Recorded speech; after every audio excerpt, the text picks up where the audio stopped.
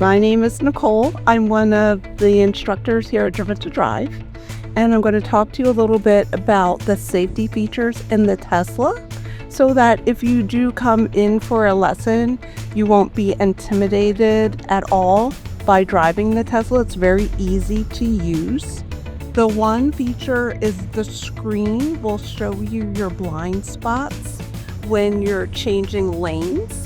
So if there's difficulty with you looking behind your shoulder to check your blind spot, we can do it in little steps using the screen on the Tesla. The other thing that it does is it alerts you if you're getting too close to traffic in front of you and you're not going to your brake pedal.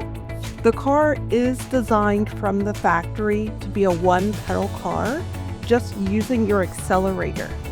But we have modified the controls of the car so that the acceleration does not feel like you're taking off, and you do have to use your brake pedal to stop the car.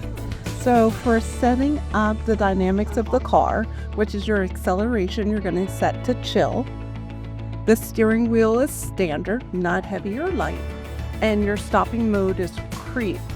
And what that does is when you take your foot off of the accelerator, the car will begin to slow down for you, but it will not stop. You do have to press your brake pedal.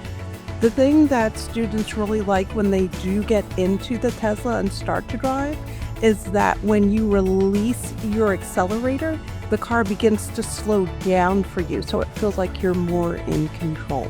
And then beep your horn.